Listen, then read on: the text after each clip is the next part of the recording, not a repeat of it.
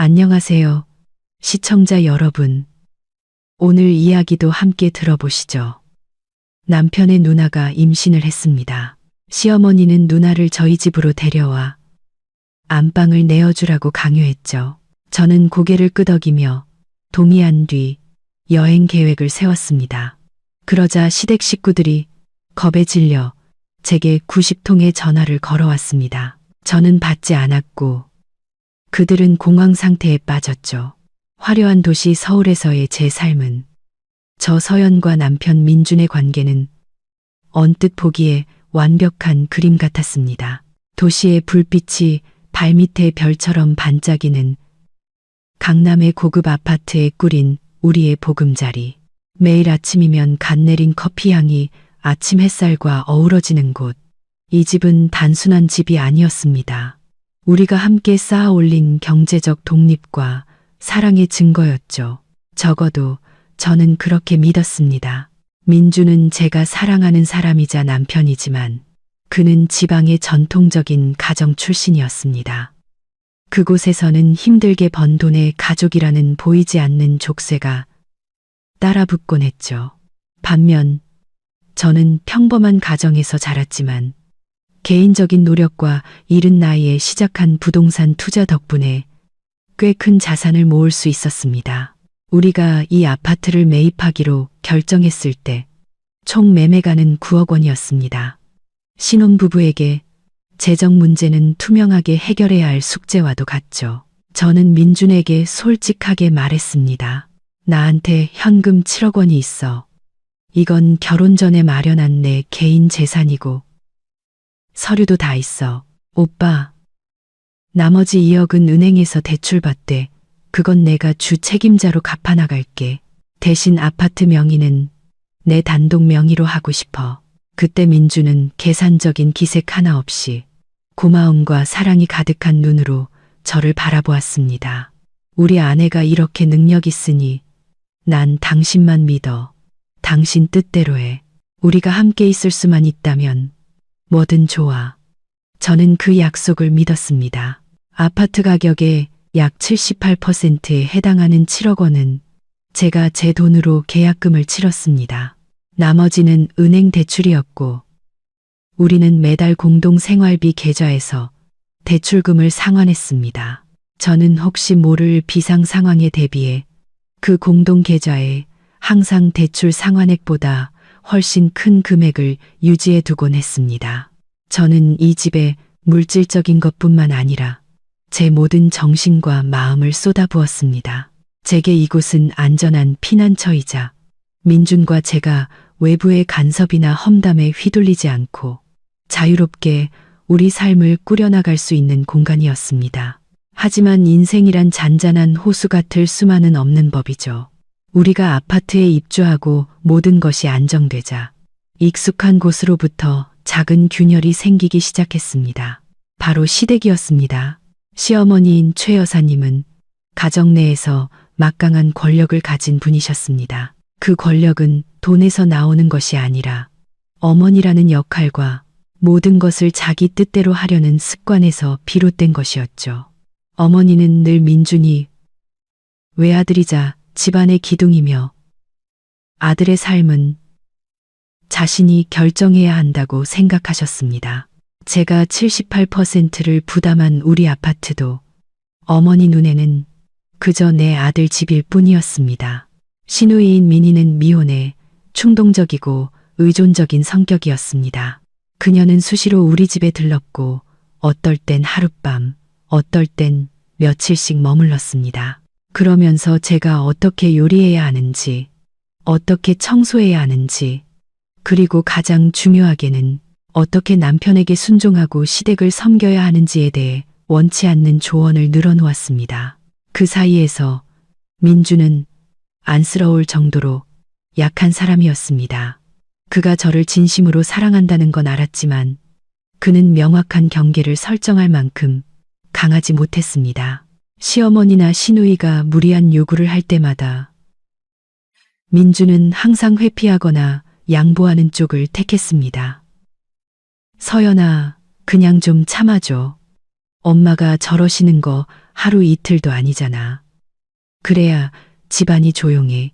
바로 그 집안이 조용해진다는 말이 시댁이 우리 보금자리에 점점 더 깊이 개입하도록 문을 열어준 셈이었습니다.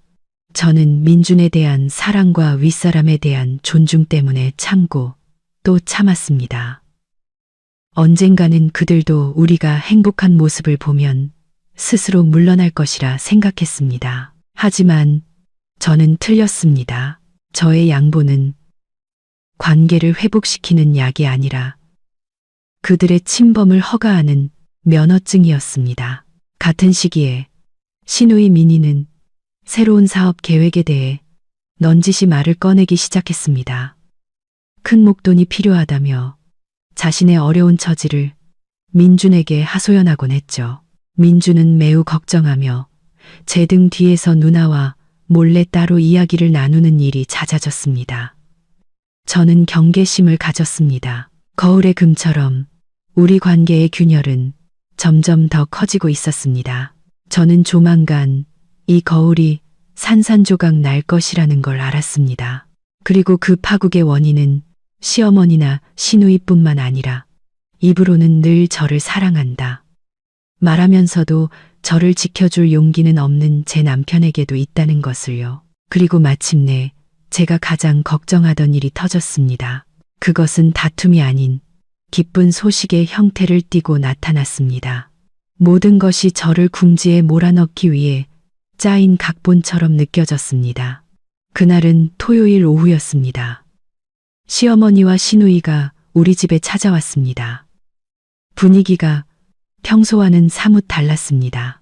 시누이는 소파에 앉아 배를 쓰다듬으며 환하게 웃고 있었고 민주는 흥분된 표정으로 거실을 서성이고 있었습니다.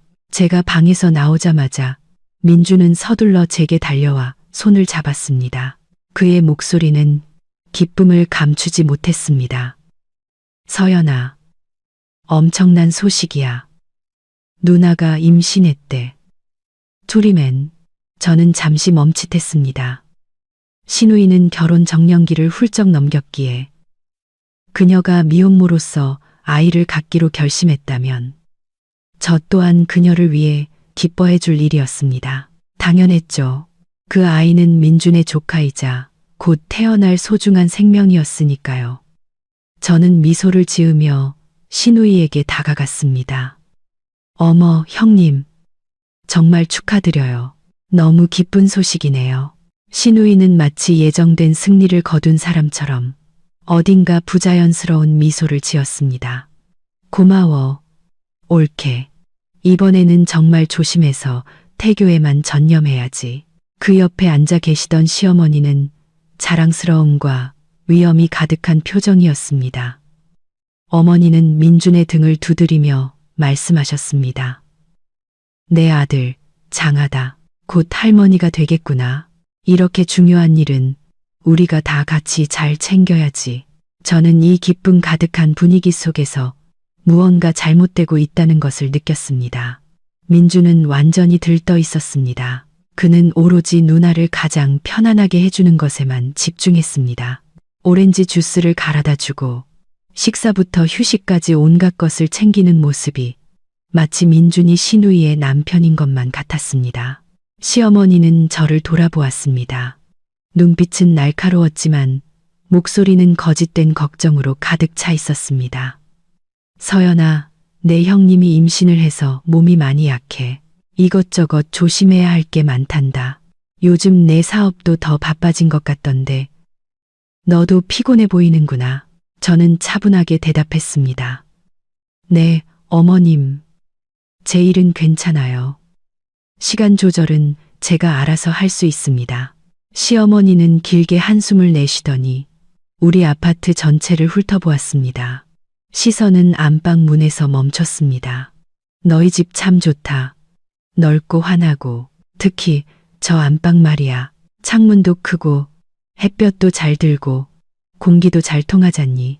내가 보니 저 방이 태교하고 나중에 아기 키우기에는 딱이겠더구나. 심장이 쿵하고 내려앉았습니다.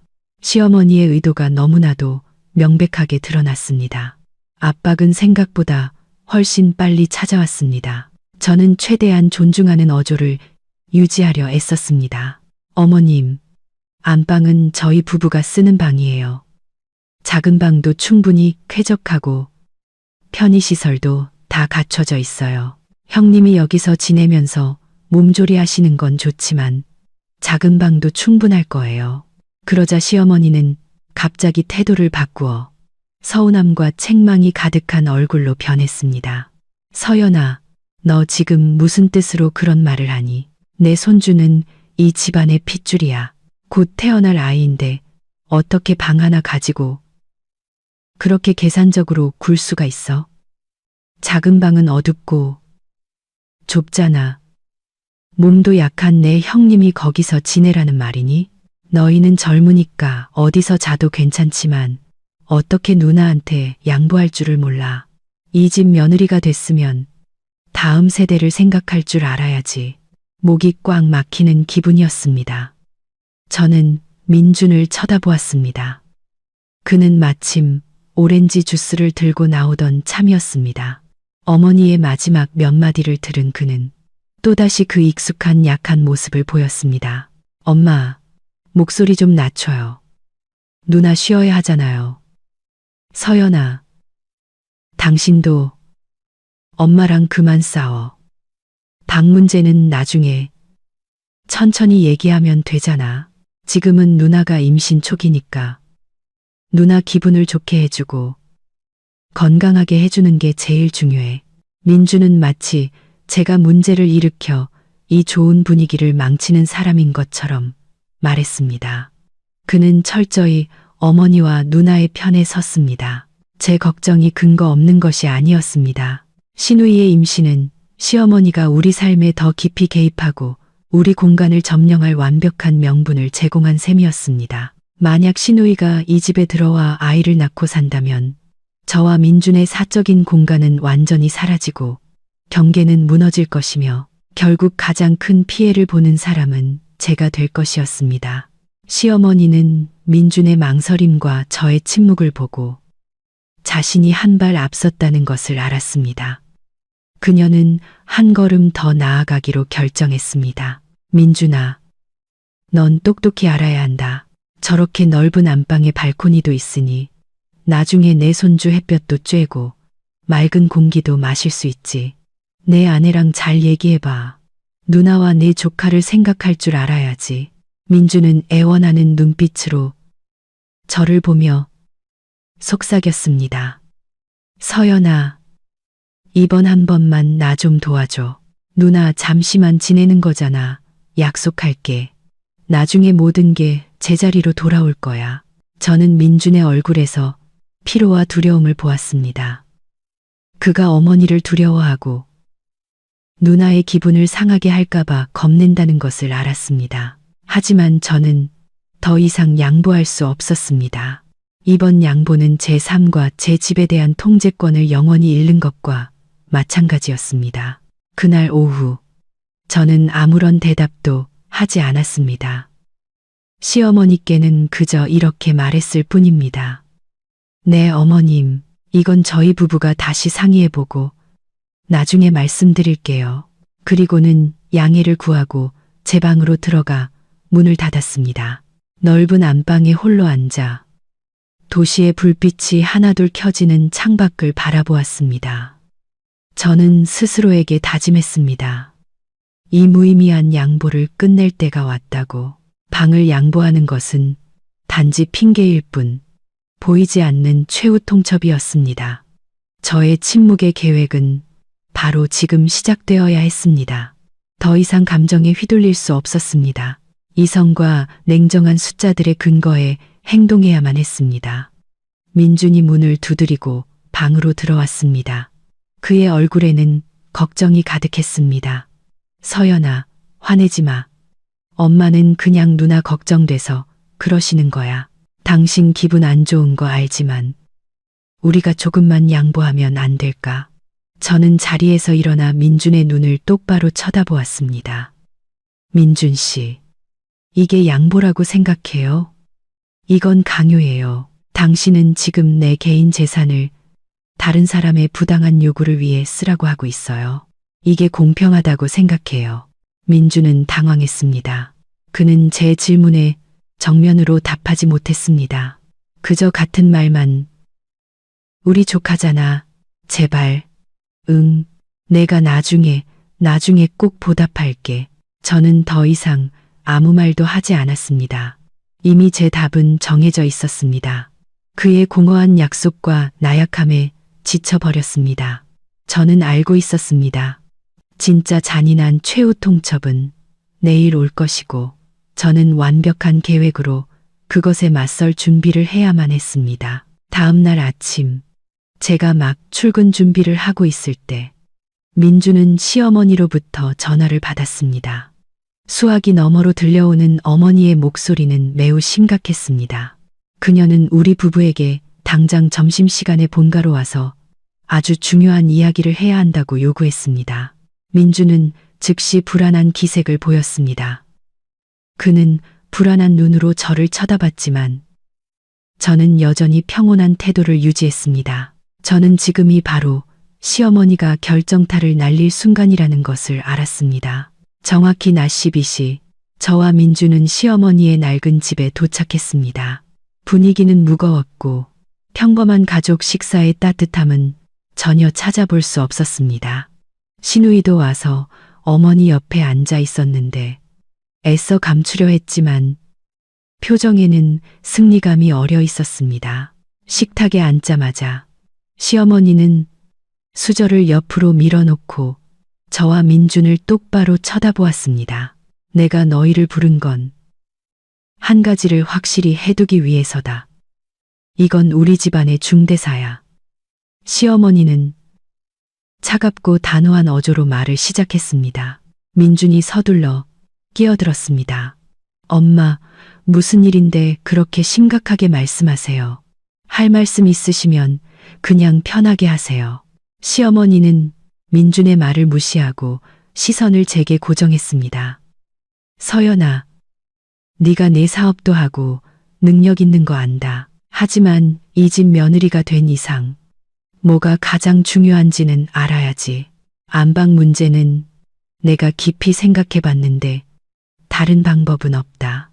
시누이가 즉시 거들었습니다. 그녀의 말투는 너무나도 자연스러웠습니다. 맞아요. 옳게 내 안방이 집에서 햇빛도 제일 잘 들고 제일 넓잖아요. 제가 지금 임신 중이라 의사 선생님도 조용하고 쾌적한 공간에서 쉬어야 한다고 하셨어요. 나중에 아기 태어나면 햇볕도 쬐어주고 유모차 놓을 공간도 필요한데 작은 방은 턱없이 부족해요. 저는 아무런 반응 없이 표정에 감정이 드러나지 않도록 유지하며 듣고만 있었습니다. 그들이 어디까지 가는지 보고 싶었습니다. 시어머니는 제 침묵을 보고 제가 흔들리고 있다고 생각했는지 한 걸음 더 압박해왔습니다. 서연아, 마지막으로 말한다. 나는 네가 당장 안방을 네 형님과 내 손주에게 양보할 것을 요구한다. 민준이는 내 아들이고 이 집안의 기둥이야. 누나와 조카를 챙길 책임이 있어. 너희는 아직 젊고 건강하니까 잠시 작은 방에서 지내는 건 아무 문제도 아니지. 혈육의 정을 생각해야지. 그 순간 민주는 눈에 띄게 망설이기 시작했습니다. 그는 어머니와 저를 번갈아 보며 괴로운 표정을 지었습니다. 그는 테이블 밑으로 제 손을 잡고 꽉 쥐었습니다. 그리고 더듬거리며 말했습니다. 엄마, 그건 서연이한테도 좀 힘든 일이에요. 이 집 엄마도 아시잖아요. 대부분 서연이가 번 돈으로 산 거예요. 민준의 말은 시어머니의 인내심에 찬물을 끼얹는 격이었습니다. 그녀는 손으로 테이블을 세게 내리쳤고 그 건조한 소리에 모두가 깜짝 놀랐습니다. 민준아, 너 지금 뭐라고 했니? 돈? 감히 이 엄마 앞에서 돈 얘기를 꺼내? 넌 아들이면서 네 아내 하나 휘어잡지 못하고 아내가 돈을 핑계로 이 엄마한테 대들고 시댁 식구를 외면하게 내버려둬. 시어머니의 목소리는 이제 더 이상 자제력을 찾아볼 수 없었습니다. 민준 씨, 더 이상 아무 말도 할 필요 없어요. 제가 민준의 말을 단호하게 끊었습니다. 그를 쳐다보지 않고 시어머니를 똑바로 응시했습니다. 시어머니는 제가 굴복했다고 생각했는지 제 동의를 기다리며 고개를 쳐들었습니다. 하지만 민준이 겁에 질렸지만 약한 목소리로 다시 말을 이었습니다. 엄마, 제발요. 뭐든 상의할 수 있잖아요. 저랑 서연이가 누나를 최선을 다해 돌볼게요. 하지만 박문재는 시어머니는 민준이 말을 끝내기도 전에 자리에서 벌떡 일어나 의자를 뒤로 밀쳤습니다. 그녀는 민준을 노려보았고 그 눈빛은 날카로운 칼과 같았습니다. 그녀의 말은 마지막 일격과도 같았습니다. 좋다. 너희 부부가 내 말을 듣지 않겠다면, 가족을 위하지 않겠다면, 내 손주를 위하지 않겠다면 나도 이 결혼 더는 필요 없다. 민준아, 똑똑히 들어라. 내 아내 서연이가 누나에게 안방을 내주지 않는다면 그냥 이혼해. 당장 이혼하라고. 넌 우리 집 외아들이야. 자기 재산만 지키려는 이기적이고 몰상식한 며느리 때문에 내가 망신당하게 둘 순 없어. 시댁을 위해 헌신할 줄 모르는 아내는 나도 받아들일 수 없다. 민준아, 선택해라. 엄마와 가족을 선택할 거냐, 아니면 내 이기적인 아내를 선택할 거냐. 시어머니의 선언은 작은 방 안에 울려 퍼졌습니다. 이혼. 제가 마음의 준비를 하고 있던 단어였습니다. 하지만 시어머니의 입에서 직접 듣는 것은 여전히 고통스러웠습니다. 민주는 완전히 무너져 내렸습니다. 그는 그 자리에 얼어붙은 듯 얼굴이 핏기 하나 없이 창백해졌습니다. 그는 애원하는 눈빛으로 어머니를 보다가 다시 저를 돌아보았습니다.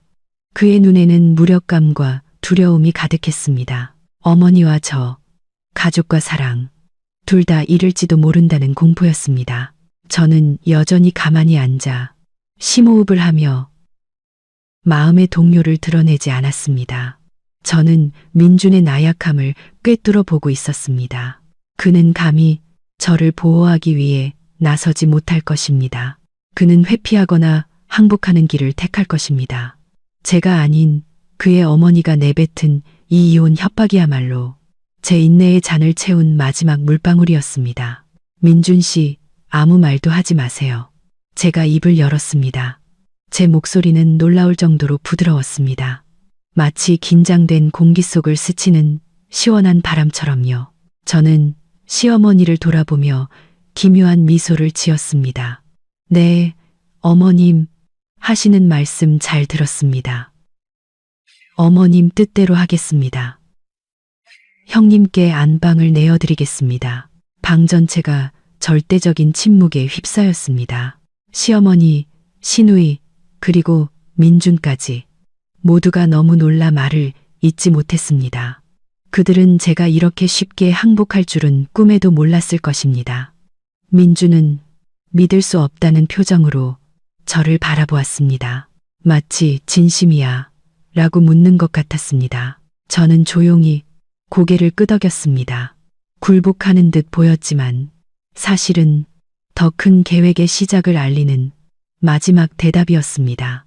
네, 오늘 밤 바로 작은 방으로 짐을 옮기겠습니다.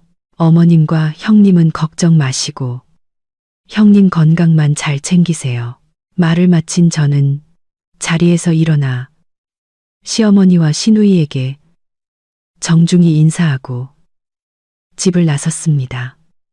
민준이 제 이름을 불렀지만 저는 돌아보지 않았습니다. 저는 이제부터 더 이상 수동적인 피해자가 아니라는 것을 알았습니다. 이 양보야말로 저만의 침묵의 전략을 시작할 수 있는 열쇠였습니다. 저는 강요에 대한 증거와 행동할 시간을 벌기 위한 표면적인 동의, 제가 필요했던 것을 모두 얻었습니다. 시댁을 나서자 놀라움과 안도감에 휩싸인 그들을 뒤로했습니다. 민준이 저를 따라 대문까지 달려 나왔습니다.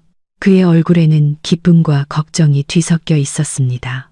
마치 상처 하나 없이 전쟁에서 벗어난 사람 같았죠. 서연아, 왜 그렇게 빨리 동의했어? 난 당신이 엄청 화내고 끝까지 싸울 줄 알았는데. 민준이 혼란스러운 목소리로 물었습니다. 저는 돌아서서 민준을 바라보았습니다. 제 눈에는 더 이상 평소의 따뜻함 대신 차가운 계산이 서려 있었습니다. 제 계획을 그에게 자세히 설명할 필요는 없었습니다.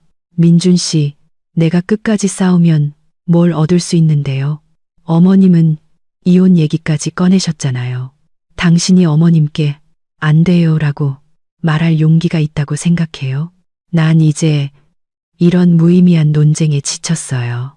안방, 그냥 양보할게요. 모든 게 조용히 해결됐으면 좋겠어요.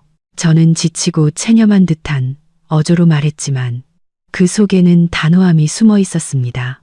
제 말을 들은 민주는 안도의 한숨을 내쉬었습니다. 그는 저를 끌어안았습니다. 그럴 줄 알았어. 우리 아내가 제일 현명하다니까. 고마워. 서연아, 정말 고마워. 당신이 손해보는 거 아는데 내가 나중에 꼭 보답할게. 자, 이제 집에 가서 짐 정리하자. 민준의 그 안도감, 제 상처에 대한 그의 무심함이 오히려 제 결심을 더욱 굳건하게 만들었습니다. 그는 저의 한 번의 양보로 모든 것이 순조롭게 해결되었다고 믿고 있었습니다. 하지만 그는 이것이 제가 오랫동안 준비해온 복잡한 계획의 서막에 불과하다는 것을 전혀 알지 못했습니다. 아파트에 돌아오자마자 저는 짐을 정리하기 시작했습니다. 민주는 제 개인 물품 몇 가지를 옮기는 것을 도왔지만 그는 별로 집중하지 못하는 듯 했습니다. 그는 여전히 기분 좋게 어머니와 시누이에게 전화를 걸어 제가 방을 양보하기로 했으니 언제든 짐을 옮겨와도 좋다고 알렸습니다. 네, 엄마, 걱정 마세요. 서연이가 다 정리했어요. 내일 누나 바로 와서 쉬어도 돼요. 네, 알았어요. 제가 아내 잘 챙길게요. 걱정 마세요. 저는 민준의 통화를 똑똑히 들었고 그가 스스로를 가족 갈등을 해결한 영웅이라고 생각하고 있다는 것을 알았습니다. 저는 안방에서 가장 중요한 개인 물품들을 작은 방으로 옮기기 시작했습니다. 짐을 정리하는 과정에서 저는 침묵의 계획 첫 단계를 실행에 옮겼습니다. 바로 증거 수집과 정리였습니다. 저는 옷장 깊숙이 숨겨둔 소형 금고를 열었습니다. 그 안에는 제가 소중히 보관해온 두꺼운 서류 파일이 있었습니다. 저는 그것들을 꺼내 하나하나 꼼꼼히 다시 확인했습니다. 첫째, 제 이름이 단독 명의자로, 민준이 공동 거주자로 명시된 아파트 매매 계약서. 둘째, 혼인 전 형성된 본인, 고유재산으로 아파트 대금을 지급함이라고 명확히 기재된 7억 원 계좌 이체 확인서. 셋째, 이 돈이 부부 공동재산이 아님을 증명하는 공증받은 제 개인 재산 증명서. 저는 이 모든 서류를 다시 한번 휴대폰으로 촬영한 뒤 저만 비밀번호를 아는 안전한 클라우드 저장소에 전자사본을 업로드했습니다. 원본은 방수 상자에 넣어 잠근 후 작은 방 수납장 깊숙한 곳에 숨겨두었습니다. 저는 재산에 대한 증거뿐만 아니라 간섭과 강요에 대한 증거도 수집했습니다. 시어머니가 민준에게 제가 방을 양보하지 않으면 이혼하라고 요구했던 통화 내용을 녹음해둔 음성 메시지함을 다시 확인했습니다. 또한 시누이와 시어머니가 우리 삶에 개입했던 모든 날짜와 사건들을 상세히 기록해 두었습니다. 민주는 제가 너무 꼼꼼하게 짐을 정리하는 것을 보고 물었습니다. 뭘 그렇게 꼼꼼하게 정리해? 그냥 방만 옮기는 거잖아. 저는 싸늘한 침묵으로 답했습니다. 중요한 물건들이라서요. 신경 쓰지 않아도 돼요. 제 태도에 민주는 약간 기분이 상한 듯 했지만 그는 이내 자신의 작은 승리의 기쁨에 취해 그 사실을 잊어버렸습니다. 알았어. 천천히 정리해. 난 저녁 사러 밖에 좀 다녀올게. 오늘 내가 가족 문제를 잘 해결한 것 같아서 기분이 좋네. 봐, 우리가 조금만 양보하니까 모든 게 평화로워지잖아. 그는 정말로 모든 것이 평화로워졌다고 믿고 있었습니다. 그는 저의 이 양보가 곧 닥쳐올 거대한 폭풍의 전조라는 것을 전혀 깨닫지 못했습니다. 민준이 나간 후 저는 작은 방 문을 잠갔습니다. 이제 계획의 가장 중요한 단계인 자금 이동을 실행할 시간이었습니다. 민준이 나간 후 저는 다시 짐 정리로 돌아왔습니다. 하지만 이번에는 옷이나 책을 작은 방으로 옮기는 것이 아니었습니다. 저는 안방 문을 잠그고 개인 노트북을 켠 뒤 침묵의 전략 두 번째 단계에 착수했습니다. 바로 자금 이체 준비였습니다. 저는 화면 앞에 앉아 법적으로 완벽하게 보호받는 제 개인 재산으로 아파트에 투자된 금액들을 다시 확인했습니다. 하지만 제게는 그보다 더 큰 돈, 결혼 후 제 개인적인 투자로 불린 3억 5천만 원이 더 있었습니다. 이 돈은 비록 제 개인 재산이었지만 단기 투자의 현금 흐름을 원활하게 관리하기 위해 부부 공동 계좌와 연결된 별도의 계좌에 넣어두었습니다. 민주는 공동 계좌에 접근할 권한은 있었지만 이 연결 계좌의 존재와 규모에 대해서는 전혀 알지 못했습니다. 그는 그저 소소한 거래 내역만 볼 수 있었을 뿐이죠. 저는 이 3억 5천만 원을 인출하는 것이 위험한 한 수라는 것을 알았습니다. 그것은 엄청난 재정적 충격을 줄 것입니다. 하지만 이것이야말로 제가 이 수동적인 상황에서 벗어날 수 있는 유일한 지렛대였습니다. 제 피땀 어린 돈이 민준의 통제하에 놓여있게 할 수는 없었습니다. 특히 그가 자신의 가족을 위해 제 이익을 희생할 준비가 되어 있다는 것을 증명한 이상은요. 저는 오후 내내 모든 거래 내역을 다시 검토했습니다. 제 모든 금융 활동이 명확한 근거를 가지고 있는지, 이혼 준비에 필요하다면 어떤 자료가 더 필요한지 확인하고 싶었습니다.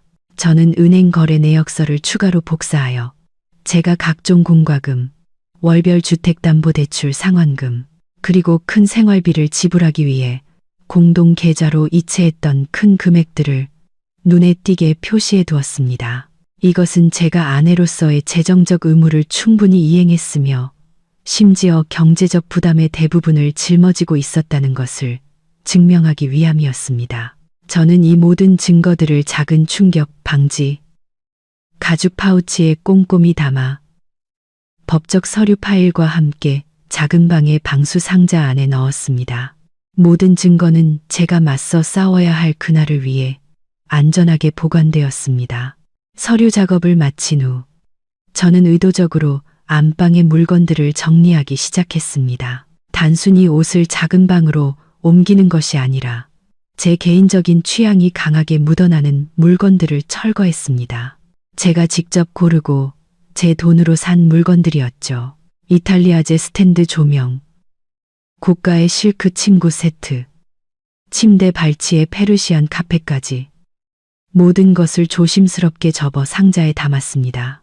저는 짐 보관 서비스 업체에 전화를 걸었습니다.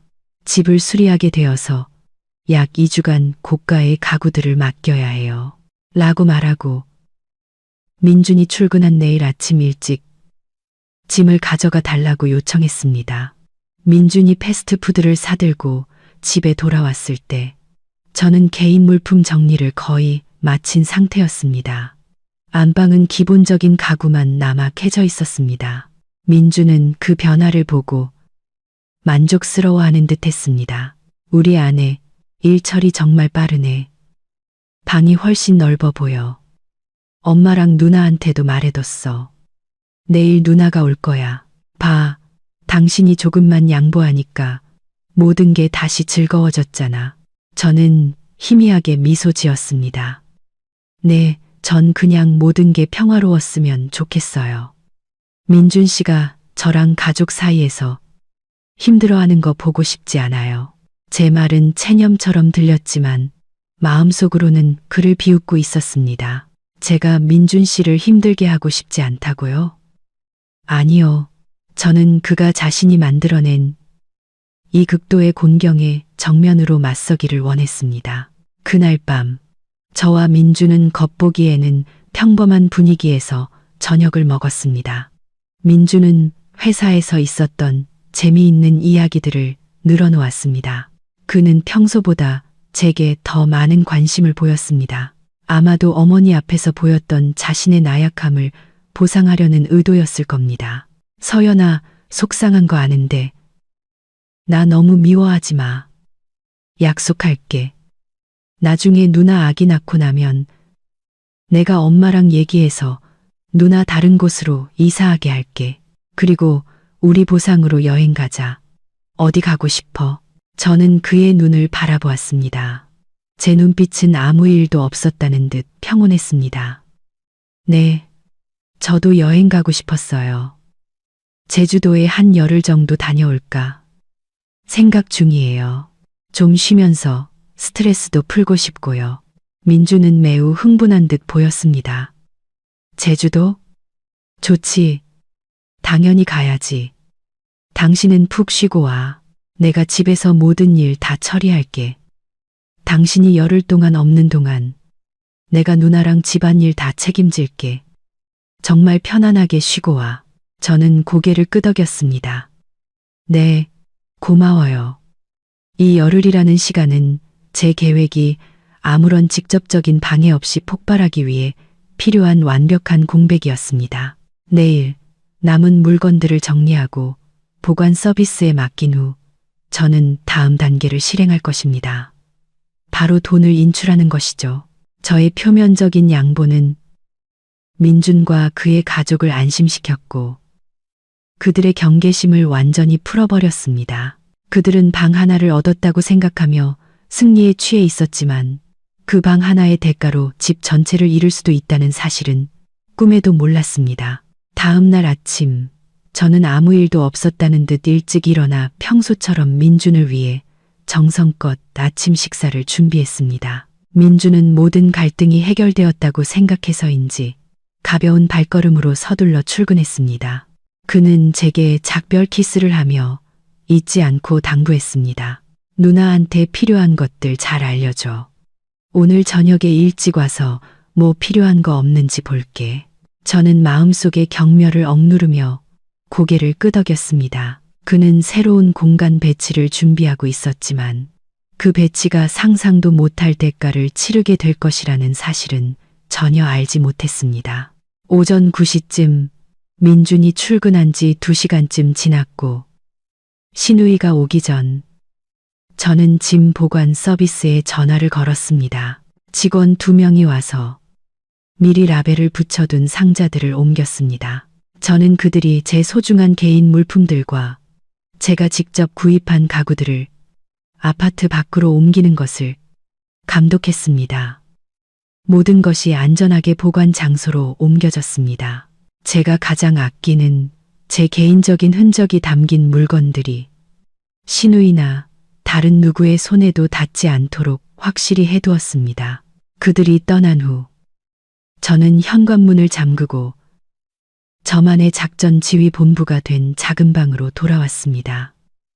노트북을 켜고 은행 계좌에 접속했습니다. 이제 가장 중요하고 섬세한 단계가 남았습니다. 제 개인 자산 3억 5천만 원을 민준의 통제 범위 밖으로 옮기는 것이었죠. 저는 이체 명령을 실행하기 시작했습니다. 이 돈은 제 노력의 대가이자 수많은 밤을 새워 일한 결과물이며 제 미래를 위한 보장이었습니다. 신우이의 충동적인 사업 계획에 허무하게 쓰이거나 낭비되게 둘 수는 없었습니다. 이체 과정은 약 15분 정도 걸렸습니다. 화면에 거래 성공 알림이 떴을 때 저는 안도의 한숨을 내쉬었습니다. 하지만 기쁨보다는 차가운 결의가 느껴졌습니다. 저는 잔인한 재정적 공격을 감행했지만 그것은 꼭 필요한 일이었습니다. 이것이야말로 간섭과 나약함으로 공격받는 결혼 생활에서 저를 지키는 유일한 자기방어 수단이었습니다. 돈을 인출한 후 저는 공동계좌를 다시 확인했습니다. 앞으로 며칠간의 소소한 생활비를 충당할 수 있을 만큼, 그리고 민준이 즉시 의심하지 않을 만큼의 금액만 남겨두었습니다. 더 중요한 것은 아파트 월별 주택담보대출 상환에 필요한 돈은 남겨두지 않았다는 것입니다. 대출금 상환일은 앞으로 열흘 뒤, 바로 제가 제주도에 있을 때였습니다. 저는 노트북을 닫고 샤워를 하고 옷을 갈아입었습니다. 신우이 앞에서는 양보 때문에 지친 듯 평온한 모습으로 보여야 했습니다. 정확히 오전 11시, 신우이가 친구와 함께 짐을 들고 아파트에 나타났습니다. 그녀는 안방으로 들어서며 깔끔하고 sam하게 정리된 방을 보고 만족스러운 미소를 지었습니다. 형님, 방은 깨끗하게 다 치워뒀어요. 편하게 쉬세요. 임신 중이시니 건강 잘 챙기셔야죠. 저는 일부러 지친 듯한 목소리로 그녀에게 말했습니다. 신우이는 동정하는 듯한 눈빛으로 저를 쳐다보았습니다. 아이고, 올케가 고생이 많네. 마음 불편한 거 알지만 우리 조카 생각해서 조금만 참아줘. 나도 잠깐만 있을 거야. 아기가 좀 크면 따로 살 곳 알아볼게. 저는 대답 대신 희미하게 미소 지었습니다. 신우이는 안방에 자신의 개인 물품들을 정리하기 시작하며 매우 만족스러워했습니다. 그녀에게 이 방을 얻는 것은 승리였습니다. 하지만 그 승리가 제가 놓은 덫이라는 사실은 전혀 알지 못했습니다. 저는 신우이에게 안방 열쇠를 건네주고 작은 방으로 돌아왔습니다. 그리고 내일 아침 일찍 출발하는 제주도행 비행기 표를 예매했습니다. 제 계획은 민준의 무관심과 맹목적인 믿음 덕분에 완벽하게 진행되고 있었습니다. 그는 저의 단호한 움직임에 대해 전혀 눈치채지 못했습니다. 그는 제가 안방 싸움에서 졌기 때문에 모든 폭풍이 지나갔다고 생각하고 있었습니다. 신우이가 이사 온 그날 저녁, 민주는 평소보다 일찍 퇴근했습니다. 그는 큰 꽃다발과 누나를 위한 보양식 한 꾸러미를 들고 왔습니다. 집에 들어서자마자 민주는 안방에서 짐을 정리하고 있는 신우이를 보았습니다. 누나, 좀 편해졌어. 이 방 넓고 환해서 태교하기에는 최고지. 푹 쉬어. 필요한 거 있으면 뭐든지 말하고. 민주는 걱정 가득한 목소리로 말했습니다. 신우이는 만족스러운 미소를 지었습니다. 고맙다, 내 동생. 너 같은 동생이 있어서 얼마나 든든한지 몰라. 내 올케도 제법이더라. 난 또 끝까지 버틸 줄 알았지. 민주는 저를 돌아보았습니다. 저는 작은 방에서 남은 몇 가지 물건을 정리하고 있었습니다. 그의 얼굴에는 고마움과 미안함이 뒤섞여 있었습니다. 서연아, 나 미워하지 마. 당신이 손해본 거 아는데 이렇게 해주니 정말 기쁘다. 오늘 저녁에 내가 맛있는 거 사줄게.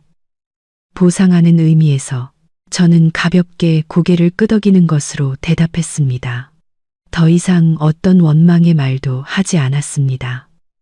바로 이 침묵이 민준을 안심하게 만들었습니다.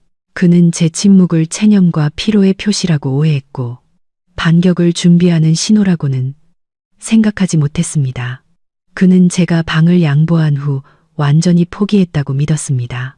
그 후 며칠 동안 민주는 거의 모든 관심을 신우이에게 쏟았습니다. 그는 퇴근하자마자 안방으로 달려가 누나의 안부를 묻고 보양식과 음료를 사다 날랐습니다. 심지어 신우이를 위해 작은 의료기기 몇 개를 사오기도 했습니다. 이 모든 비용은 그가 여전히 돈이 넘쳐난다고 믿는 공동계좌에서 지출되었습니다. 저는 민준이 자신의 새로운 역할에 심취해 있는 모습을 지켜보았습니다. 그는 이 집과 이 대출금, 그리고 이 풍족한 삶이 대부분 제 돈과 노력으로 만들어졌다는 사실을 잊어버린 듯 했습니다. 민준 씨, 저 제주도 비행기 표 예매했어요. 내일 출발해서 열흘 정도 있다가 올게요. 저는 출발 전날 밤 민준에게 알렸습니다. TV를 보던 민준은 활기찬 표정으로 저를 돌아보았습니다. 좋아, 서연아, 가서 푹 쉬고 와. 내가 집에서 누나랑 집안일 다 챙길게. 아무 걱정 말고 다녀와. 무슨 일 있으면 전화하고. 저는 미소 지었습니다. 네, 알았어요. 정말 푹 쉬고 싶어요. 집에 있는 동안 건강 잘 챙겨요. 잠자리에 들기 전 저는 모든 중요한 사항들을 다시 한번 확인했습니다. 가장 중요한 것은 은행으로부터 알림을 받았다는 사실입니다. 월별 주택담보대출 상환일이 앞으로 7일 뒤, 즉 제가 아직 제주도에 있을 때였습니다. 그리고 저는 공동계좌에 남은 잔액이 이 대출금을 상환하기에 턱없이 부족하다는 것을 잘 알고 있었습니다. 다음 날 이른 새벽, 아직 동이 트기 전에 저는 잠에서 깼습니다. 조용히 여행 가방을 쌌습니다. 제 캐리어는 열흘간의 여행에 필요한 옷 몇 벌과 필수품만 담겨 있어 작고 가벼웠습니다. 어떤 보석이나 고가의 장비도 가져가지 않았습니다. 민주는 작은 방에서 깊이 잠들어 있었습니다. 누나를 돌보느라 피곤했던 모양입니다. 저는 그를 마지막으로 바라보았습니다. 더 이상 분노나 실망은 없었고 오직 단호함만이 남아 있었습니다. 이 결혼은 되살아나거나 끝나거나 둘 중 하나를 위한 강력한 전기 충격이 필요했습니다. 그리고 저는 두 가지 시나리오 모두의 대비가 되어 있었습니다. 저는 캐리어를 끌고 작은 방을 나와 조용히 문을 닫았습니다. 민준을 깨우고 싶지 않았습니다. 거실을 지나며 굳게 닫힌 안방 문을 보았습니다. 그 안에서는 신우이가 자신의 승리를 만끽하며 원래 우리 부부의 것이었어야 할 침대에서 편안히 쉬고 있겠죠. 그녀가 누릴 수 있는 시간은 이제 곧 끝날 것입니다. 저는 아파트 문을 조심스럽게 잠그고 밖으로 나왔습니다. 도시는 아직 잠들어 있었고 한적한 거리에는 가로등 불빛만이 비추고 있었습니다. 저는 택시를 불러 공항으로 곧장 향했습니다. 김포공항에서의 절차는 신속하게 진행되었습니다. 체크인을 마치고 보안 검색대를 통과한 후 탑승 대기실에 앉았습니다. 지금 이 순간의 기분은 해방감이었습니다. 숨막히는 가족 분위기로부터 시시콜콜한 잔소리로부터 민준의 나약함으로부터의 해방. 저는 완벽한 물리적 거리를 만들어냈습니다. 정확히 아침 6시 비행기는 이륙하여 저를 서울에서 멀리 데려갔습니다. 비행기 위에서 솜사탕처럼 떠다니는 하얀 구름을 내려다보며 저는 휴대폰을 꺼내 민준에게 보낼 짧은 메시지를 작성했습니다. 민준 씨, 나 제주도 가는 비행기 탔어요. 푹 쉬려고 휴대폰은 꺼둘게요. 열흘 정도 있다가 돌아갈게. 집에 있는 동안 건강 잘 챙기고 누나도 잘 부탁해요. 집안일은 걱정 말고 다녀올게요. 메시지를 보냈습니다. 민준이 잠에서 깨면 이 메시지를 읽을 것을 알았습니다. 그는 제가 미리 알려줬기 때문에 안심할 것이고 제가 정말 휴가를 즐기고 있다고 완전히 믿을 것입니다. 민준은 제 이 여행이 집에서 곧 터질 금융재앙의 촉매제가 될 것이라고는 꿈에도 상상하지 못할 것입니다. 메시지를 보내자마자 저는 휴대폰 전원을 껐습니다. 저는 모든 연락을 완전히 차단하고 싶었습니다. 앞으로 열흘간 민준이나 그의 가족으로부터 오는 어떤 전화도 제게 닿을 수 없을 것입니다. 제 계획이 완벽하게 작동하기 위해서는 절대적인 침묵이 필요했습니다. 제주도는 눈부신 황금빛 햇살과 잔잔한 파도 소리로 저를 맞이했습니다. 저는 해변가에 있는 작은 방갈로를 빌렸습니다. 천국처럼 아름다운 곳에 있었지만 제 마음은 완전히 편안해질 수 없었습니다. 저는 세상과 완전히 단절되지는 않았습니다. 이메일과 은행 알림을 확인하기 위한 보조 휴대폰을 가지고 있었습니다. 휴가 3일째 되는 날, 저는 은행으로부터 이메일 한 통을 받았습니다. 곧 상환일이 다가오는 주택담보대출에 대한 자동 독촉 알림이었습니다. 5일째 되는 날, 더 심각한 어조의 두 번째 알림이 왔습니다. 연체 경고. 벌금을 피하기 위해 24시간 내에 납부해 주시기 바랍니다. 저는 미소 지었습니다. 모든 것이 시나리오대로 진행되고 있었습니다. 은행은 경고를 보내기 시작했습니다. 민주는 아마 아직도 돈이 공동 계좌에 그대로 있다고 믿으며 무관심할 것입니다. 그는 은행에서 직접 전화가 오거나 최악의 경우 아파트가 압류될 때가 되어서야 진실을 깨닫게 될 것입니다. 저는 약속대로 제주도의 열흘을 꽉 채워 머물기로 했습니다. 이 시간을 이용해 마음을 정리하고 마지막 대결을 준비했습니다. 제게는 충분한 증거와 금융적 지렛대가 있었습니다. 이제 제게 필요한 유일한 것은 인내심이었습니다. 민준과 그의 가족이 스스로 붕괴를 느끼고 경계를 무너뜨리고 제 신뢰를 배반한 대가가 얼마나 비싼지 깨닫게 할 인내심이었습니다. 제가 없는 열흘은 민준이 거짓된 안락함 속에서 보낸 시간이었습니다. 그는 자신이 벼랑 끝에 서 있다는 사실을 전혀 알지 못했습니다. 제가 떠난 첫날, 민준은 잠에서 깨어 제 메시지를 보고는 아내가 스트레스를 풀러 잠시 여행을 가는 것도 좋다고 생각하며 미소 지었을 뿐입니다. 그는 제가 미리 알려주고 열흘 뒤에 돌아오겠다고 약속했기 때문에 안심했습니다. 민주는 재빨리 가장의 역할에 몰입하여 시누이를 챙기는데 집중했습니다. 넓고 편안한 안방을 차지한 시누이는 매우 만족스러워했습니다. 시어머니는 수시로 찾아와 딸을 위해 온갖 보양식을 가져다 주었습니다. 모두가 민준을 아내에게 잘하고 책임감 있는 동생이라며 칭찬했습니다. 민준은 그 칭찬 속에서 저를 단호하게 지켜주지 않고도 양쪽 모두를 만족시켰다는 사실에 자부심을 느꼈습니다. 민준은 여가 시간을 집에서 요리하고 청소하고 시누이와 대화하며 보냈습니다.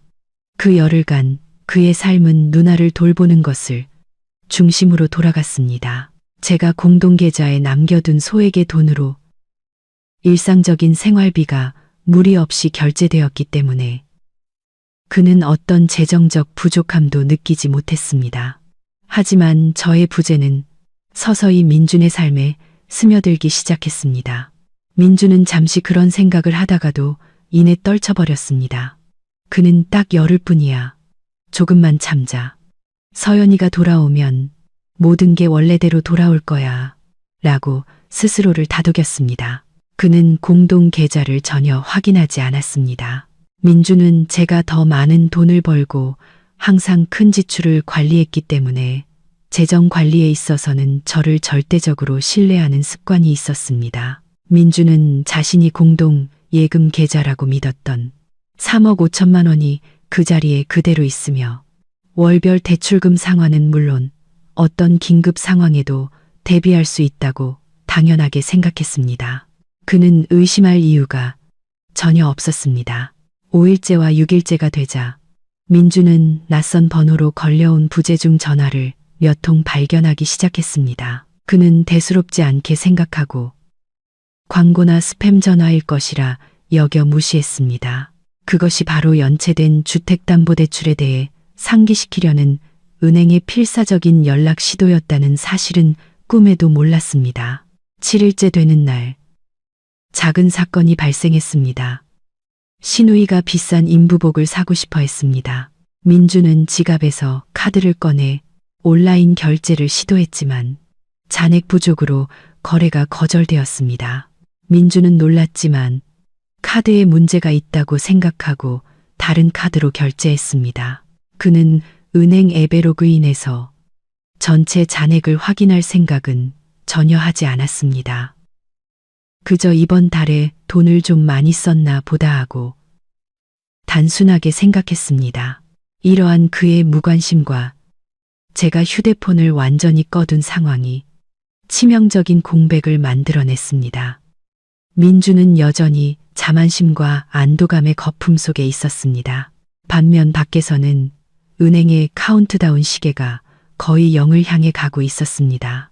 열흘이 거의 끝나가고 있었고 민주는 제 말이 아닌 차갑고 냉정한 제3자, 즉 은행으로부터 가장 혹독한 현실을 마주하게 될 것이었습니다. 제 여행 8일째 되는 날, 재앙은 드디어 아파트 문을 두드리기 시작했습니다. 그날 오후, 민주는 집에서 시누이를 위해 제비집 죽을 막 끓여준 참이었습니다. 거실에서 TV를 보고 있는데 그의 휴대폰이 울렸습니다. 이번에는 낯선 번호가 아니라 우리 부부가 주택담보대출을 받은 은행의 고객센터 번호였습니다. 민주는 잠시 망설이다가 전화를 받았습니다. 네, 여보세요. 전문적이지만 매우 심각한 어조의 은행 직원 목소리가 들려왔습니다. 네, 박민준 고객님 맞으신가요? 저희는 오호은행입니다.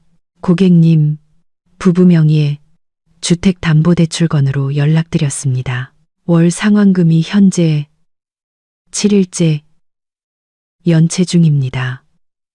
저희가 여러 차례 이메일과 문자를 보내고 전화도 드렸지만 연락이 닿지 않았습니다. 규정에 따라 10일 이상 연체될 경우 연체 이자가 부과되며 계약에 따라 담보자산 압류 통지서가 발송될 예정입니다. 민주는 그 말을 듣는 순간 얼굴이 새하얗게 질렸습니다. 그는 자신의 귀를 거의 믿을 수 없었습니다. 연체요? 압류요? 잠깐만요. 뭐라고 하셨어요? 연체라니요. 뭔가 착오가 있는 것 같은데요. 저와 제 아내의 공동 계좌에는 항상 돈이 충분히 들어 있어요. 어떻게 연체가 될 수 있죠? 저희는 항상 제때 납부해 왔는데요. 민주는 당황해서 목소리가 떨렸습니다. 은행 직원은 여전히 침착한 태도를 유지했습니다.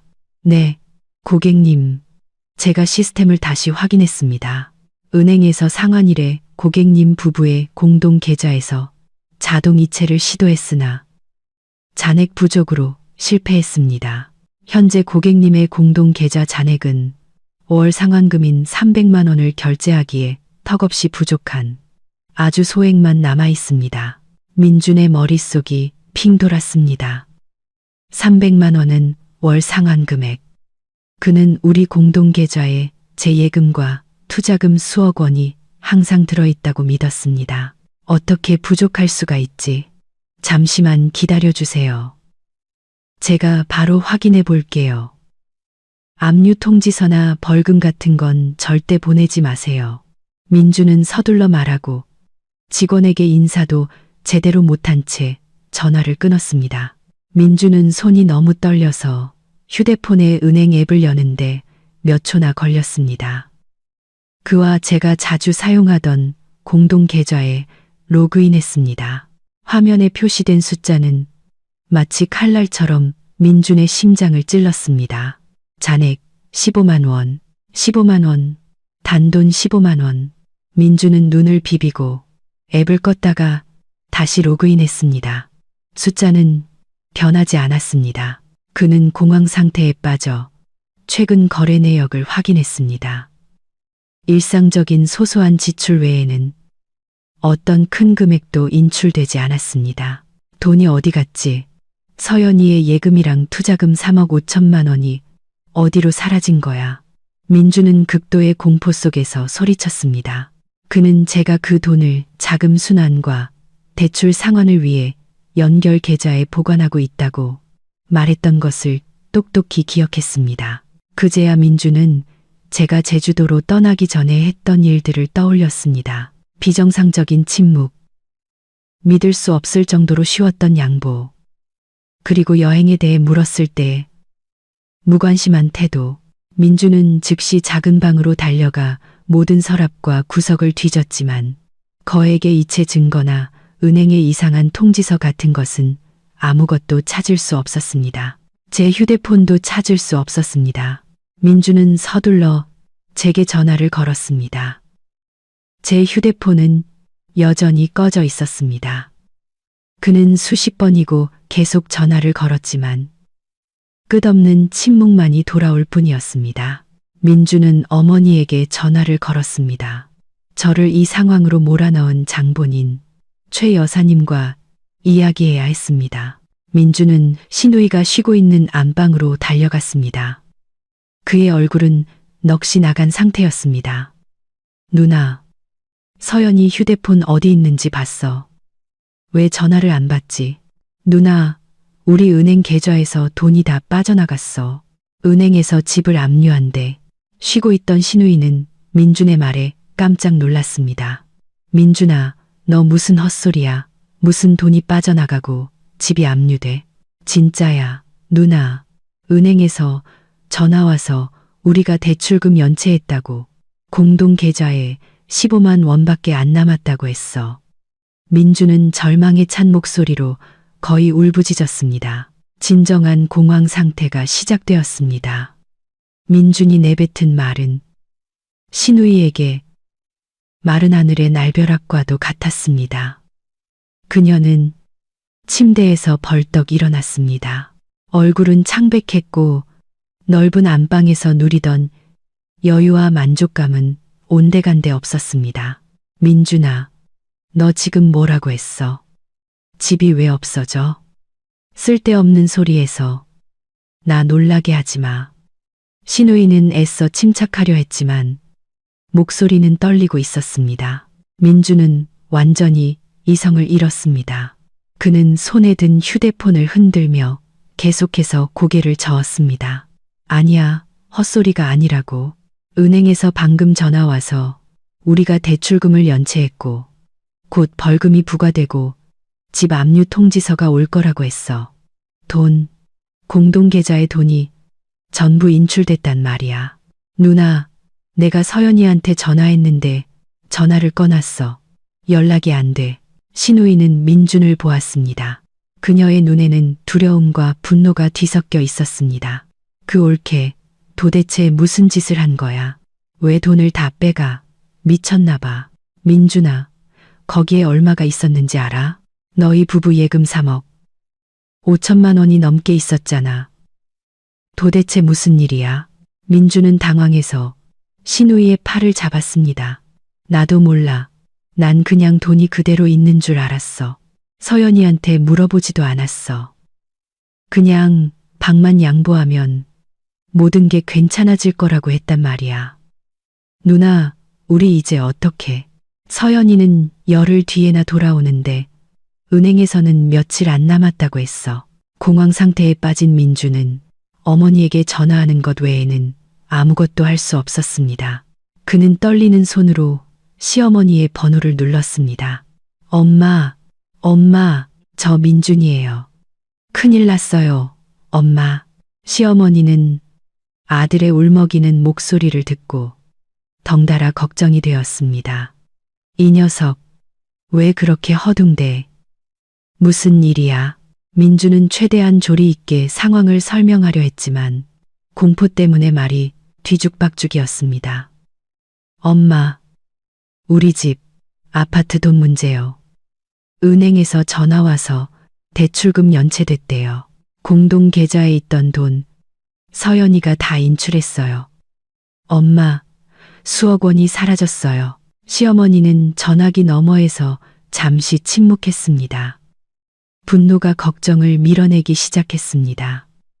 그 되바라진 것, 내가 처음부터 싹수가 노랗다고 했지. 양보하는 척하면서 우리 뒤통수 칠 기회만 노리고 있었던 거야. 민준아, 돈이 전부 인출된 거 확실해? 네, 확실해요. 엄마, 방금 확인했어요. 매달 내야 하는 대출금도 낼 수가 없어요. 엄마, 저 이제 어떡해요? 엄마가 서연이 좀 설득해 주세요. 걔가 전화를 꺼놨어요. 민주는 시어머니가 그녀의 권위로 이 문제를 해결해 줄 것이라 기대하며 애원했습니다. 시어머니는 불같이 화를 냈습니다.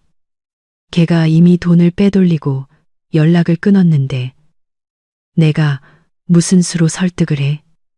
민준아, 넌 정말 멍청하다. 어떻게 걔 말을 그렇게 쉽게 믿어? 네가 결단력이 없으니까 걔가 널 우습게 보고 기어오른 거 아니야. 시어머니의 말은 민준을 더욱 공포에 떨게 했습니다. 그는 길 잃은 아이처럼 더 이상 기댈 곳이 없었습니다. 그는 벽에 기대선 채 두려움을 감추지 못하는 신우이를 돌아보았습니다. 누나가 뭐라도 좀 해봐. 엄마한테 말해봐. 나 이 집 잃기 싫어. 이건 나랑 서연이가 같이 노력해서 이룬 거란 말이야. 그 순간 신우이는 시어머니와 똑같이 남 탓을 하는 태도로 돌변했습니다. 민준아, 왜 나를 탓해? 난 아무것도 몰라. 다 네 아내 때문이야. 걔가 처음부터 다 계획했던 거라고. 우리가 방을 양보하라고 하니까 앙심을 품고 복수하려고 이런 짓을 한 거야. 어떻게 방 하나 때문에 남편 집까지 망치려고 해. 정말 잔인하다. 신우이는 모든 책임을 제게 돌리고 자신들의 간섭이 저를 이 지경까지 몰고 갔다는 사실을 숨기기 위해 저의 잔인함을 과장하는 것도 잊지 않았습니다. 민주는 더 이상 누가 옳고 그른지를 분석할 정신이 없었습니다. 그가 아는 것이라고는 자신이 서 있는 이 집, 굳건한 보금자리가 될 것이라 약속했던 이 집이 곧 은행에 넘어갈 것이라는 사실뿐이었습니다. 그는 돈을 잃었고 어머니의 존경을 잃었고 자신의 나약함 때문에 모든 것을 잃을 위기에 처했습니다. 엄마, 저 이제 어떡해요? 은행 대출금은 무슨 돈으로 갚아요? 엄마 돈 좀 있어요. 저 좀 도와주세요. 엄마, 민준이 시어머니에게 애원했습니다. 시어머니는 침묵했습니다. 한참 후에 그녀는 실망 가득한 목소리로 말했습니다. 민준아, 너도 알다시피 나한테 그런 큰 돈이 어디 있니? 네가 저지른 일은 네가 책임져. 어떻게든 네 아내랑 연락해서 겁을 줘서라도 돈을 다시 계좌에 넣어놓게 해. 갔어. 민주는 자신이 버림받았다는 것을 알았습니다. 그는 차가운 거실 바닥에 주저앉아 15만 원이라는 숫자가 찍힌 휴대폰 화면을 멍하니 바라보며 완전히 절망에 빠졌습니다. 한편 저는 여전히 제주도에서 돌아갈 정확한 시점을 기다리며 침묵을 지키고 있었습니다. 제주도에서의 열흘이 끝나고 저는 보조 휴대폰을 통해 상황을 면밀히 주시하고 있었습니다. 민준이 은행으로부터 전화를 받았고 공황 상태에 빠져 계좌를 확인했으며 절망 속에서 제게 연락을 시도했다는 것을 잘 알고 있었습니다. 민준이 어머니와 누나에게 전화를 걸었고 그들이 격렬하게 반응하며 모든 죄를 제게 뒤집어 씌우려 했다는 것도 알았습니다. 그들의 공황 상태야말로 그들이 자신들의 간섭이 초래한 대가를 이해했다는 가장 명확한 증거였습니다. 저는 오후에 서울로 돌아왔습니다. 곧장 집으로 가지 않고 휴식을 취하고 마음의 준비를 하기 위해 시내 중심가 근처의 서비스드 레지던스를 빌렸습니다. 다음 단계를 검토할 시간이 필요했습니다. 그날 밤 저는 주 휴대폰을 다시 켰습니다.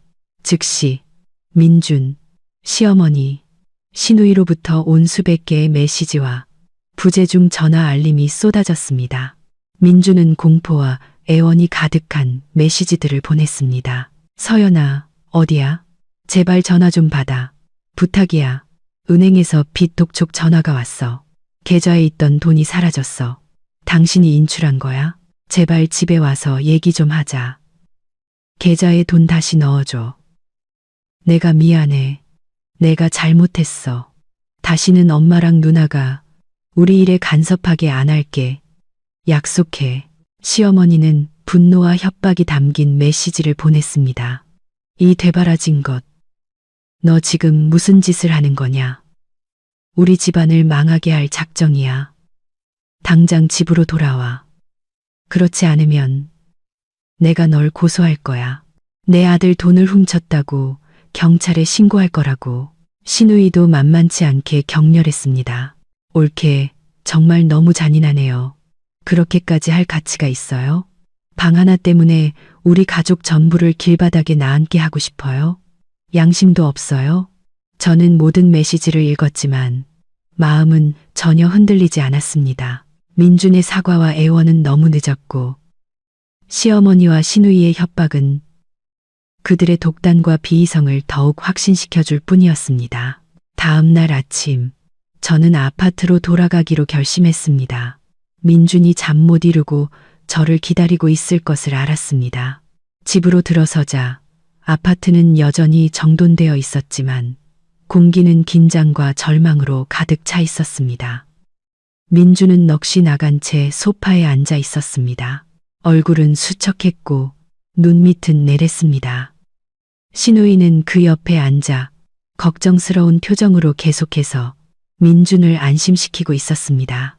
민준은 저를 보자마자 용수철처럼 튀어올라 제 손을 꽉 잡았습니다. 서연아, 드디어 돌아왔구나. 어디 있었어? 왜 전화를 꺼놨어? 무슨 일이 일어났는지 알아? 저는 민준의 손을 단호하게 뿌리쳤습니다. 감정 없는 차가운 눈으로 그를 바라보았습니다. 네, 민준 씨. 전 제주도에서 휴가 보내고 왔어요. 말씀드렸던 대로요. 조용히 쉬고 싶어서 전화는 꺼놨고요. 무슨 일 있었나요? 민준은 제 태도를 보고 더욱 당황했습니다. 그는 제가 이렇게까지 침착할 줄은 몰랐던 것입니다. 무슨 일이 있었냐고. 계좌에 있던 돈이 전부 인출됐어. 은행에서는 빚 독촉을 하고 있고 며칠 안에 집 압류 통지서를 보낼 거래. 서연아, 당신 도대체 무슨 짓을 한 거야? 솔직하게 말해봐. 3억 5천만 원 어디로 옮긴 거야? 민주는 애써 침착하려 했지만 목소리는 여전히 떨리고 있었습니다. 저는 민준을 똑바로 쳐다본 뒤 그곳에 앉아있는 시누이를 향해 시선을 돌렸다가 다시 민준에게 질문으로 되받아쳤습니다. 민준 씨, 무슨 빚 얘기를 하시는 거죠? 제가 열흘 동안 집을 비우는 동안 은행 대출 상환을 포함한 모든 집안일은 당신 책임 아니었나요? 제가 집을 당신과 형님께 맡기고 갔잖아요. 매달 나가는 대출금을 관리하고 납부할 책임은 당신에게 있었어요. 왜 연체되게 놔뒀죠? 관리할 줄 몰랐나요? 제 말은 민준에게 찬물을 끼얹는 것과 같았습니다. 그는 제가 이런 논리로 맞받아칠 줄은 몰랐던 것입니다. 하지만 그 3억 5천만 원은 우리 예금이었잖아. 대출금을 갚기 위해 항상 연결 계좌에 있었단 말이야. 왜 나한테 한마디 말도 없이 인출한 건데? 도대체 무슨 생각이야? 민준 씨, 그 3억 5천만 원은 제 개인 자산이고 제 투자금이었어요. 거래 편의를 위해 연결 계좌에 뒀을 뿐이죠. 그걸 제 개인 계좌로 옮긴 건 제 권리예요. 제 개인 자산을 관리하는 일에 대해 당신에게 보고할 의무는 없다고 생각하는데요. 중요한 건 당신은 공동 명의자로서 제가 집을 비운 동안 대출 상환을 책임질 사람이었다는 거죠. 당신은 그 책임을 다하지 않았어요. 민주는 더 이상 아무 말도 하지 못했습니다. 그는 제가 차가운 금융 논리로 자신의 나약함에 맞서고 있다는 것을 이해했습니다. 상황이 심각해지자 시누이가 끼어들었습니다. 옳게, 어떻게 그렇게 차갑게 말해요. 민준 씨는 옳게 남편이고 옳게는 그 사람 아내잖아요. 어떻게 돈 한 푼까지 그렇게 따져요. 지금 옳게는 우리 가족을 망치고 있는 거라고요. 어서 계좌에 돈 다시 넣고 민준 씨 그만 힘들게 해요. 저는 시누이를 돌아보았습니다. 제 눈빛은 날카로웠습니다. 형님, 죄송하지만 전 형님과 이야기하고 있는 게 아닙니다. 이건 저희 부부의 문제예요. 형님은 원하시던 안방을 얻으셨잖아요. 저희 부부가 개인적인 이야기를 할 수 있도록 잠시 자리를 비켜주시겠어요? 저의 단호하고 차가운 태도에 민준과 시누이 모두 입을 다물었습니다. 민준은 무력하게 서 있었습니다. 그는 이것이 더 이상 양보의 문제가 아니라 진짜 위기라는 것을 깨달았습니다.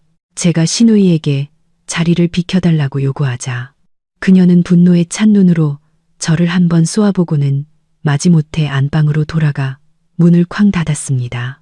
저는 그녀가 안에서 모든 대화를 엿듣고 있다는 것을 알았습니다. 저는 다시 민준과 마주섰습니다. 그는 여전히 절망과 혼란에 빠진 조각상처럼 서 있었습니다. 서연아, 제발 진정해. 내가 당신을 힘들게 한 거 알아. 잘못했어. 하지만 나한테 이럴 수는 없어. 왜 돈을 전부 인출했는지 이해가 안 가. 더 이상 날 믿지 못하는 거야. 민준의 목소리는 애원으로 가득 차 떨리고 있었습니다.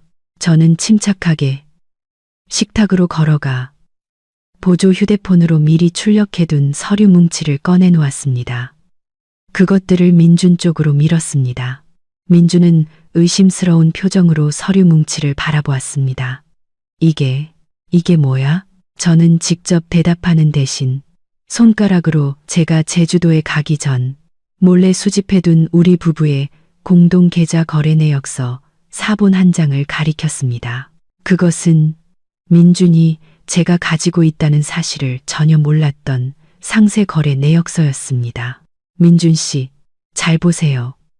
이게 우리 공동 계좌 거래 내역서예요. 이 이체 내역 보이세요? 민준은 고개를 숙여 서류를 보았습니다. 그는 불과 몇 주 전에 이루어진 7천만 원이라는 거액의 이체 내역을 보았습니다. 거래일은 신우이가 사업 투자를 넌지시 말하기 시작했던 시기와 일치했습니다. 수취인은 바로 신우이 박민이었습니다. 민준의 얼굴은 즉시 핏기가 가시더니 수치심과 공포로 새빨갛게 달아올랐습니다. 그는 더듬거렸습니다. 이건 네, 민준 씨, 이건 우리 부부 공동 계좌에서 형님 계좌로 이체된 7천만 원이에요. 제 기억이 맞다면 이 돈은 당신이 형님 사업 투자금으로 보내준 거죠? 그런데 당신, 이 일을 저한테 한마디 상의도 없이 진행했다는 건 기억하세요?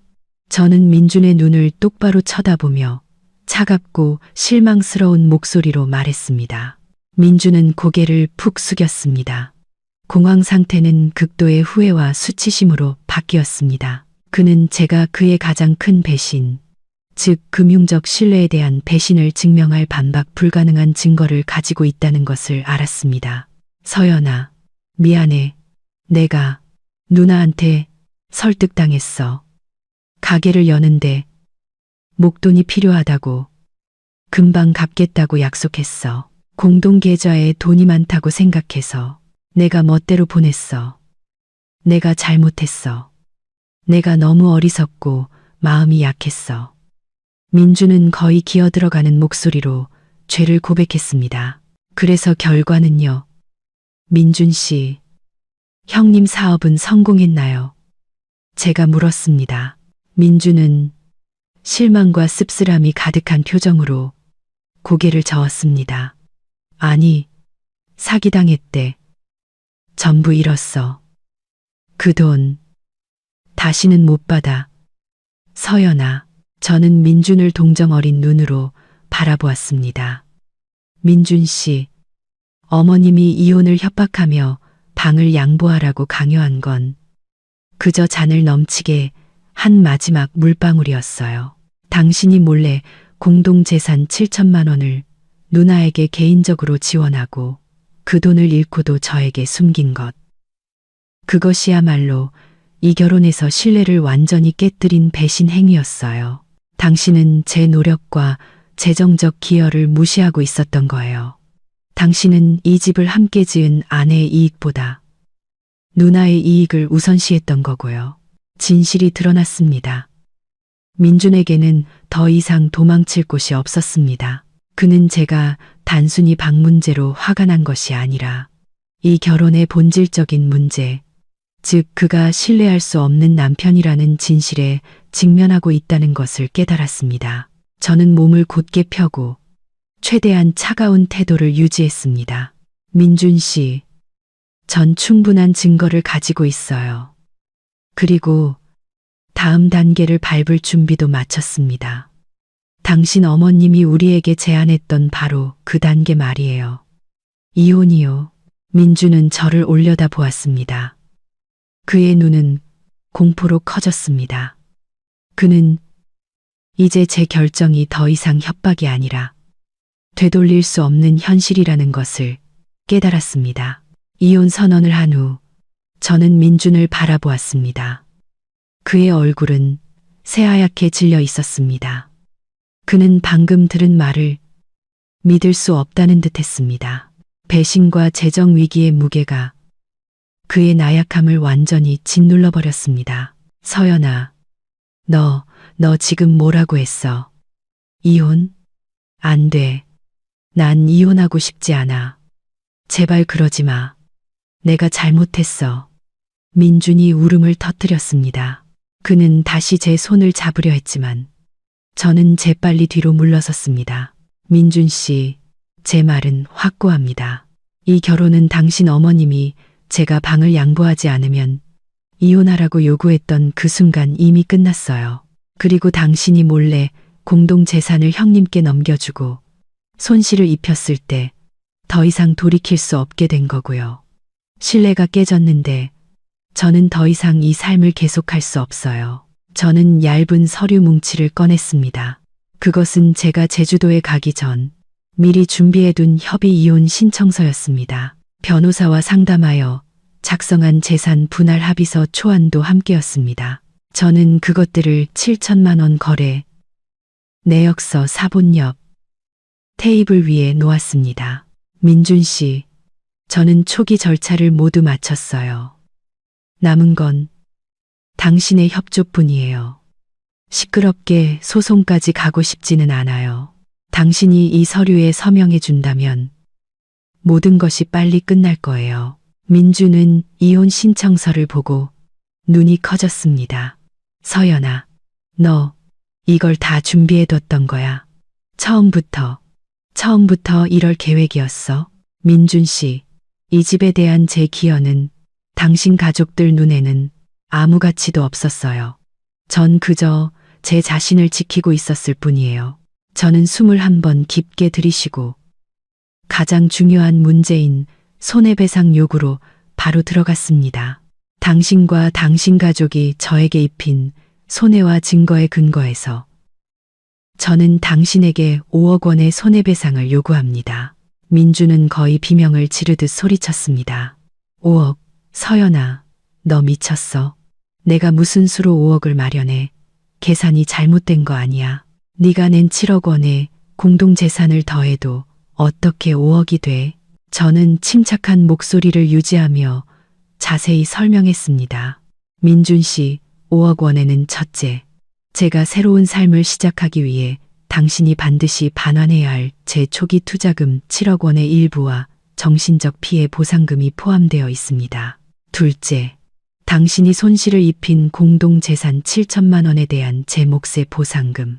셋째, 이 사건으로 인해 제가 입은 은행이자 손실과 기회비용, 그리고 가장 중요한 것은 이 보상금은 남은 은행 대출금을 완전히 해결해서 이 집이 압류되어 헐값의 경매로 넘어가는 것을 막기 위함입니다. 당신이 협조한다면 집은 지킬 수 있겠지만 이 보상금을 지불해야 합니다.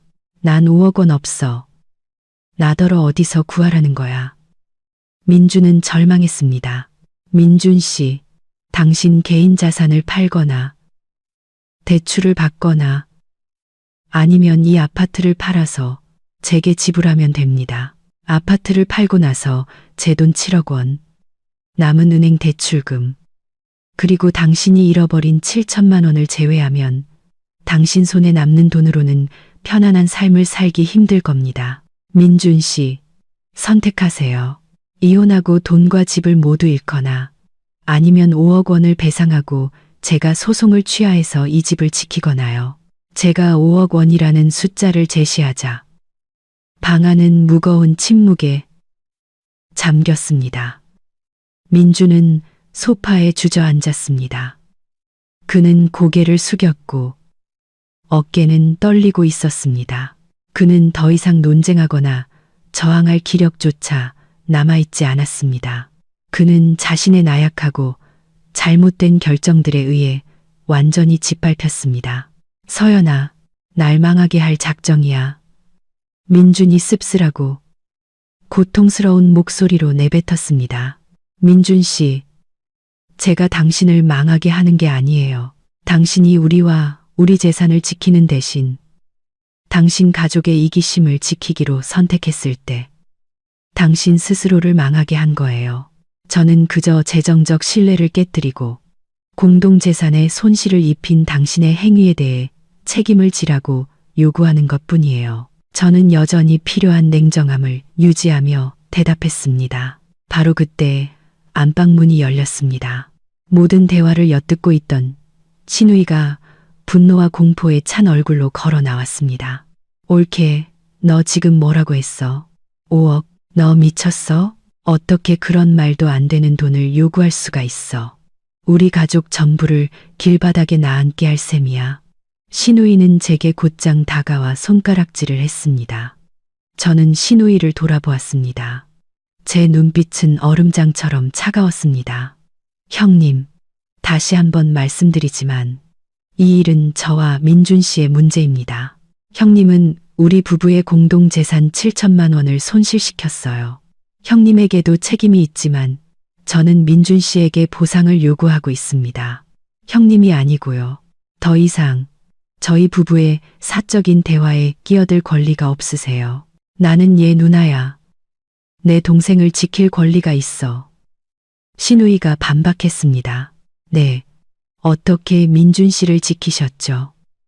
그를 꿰어 공동자금을 받아내 사업에 실패하고 그를 집을 잃을 위기에 빠뜨리는 방식으로요.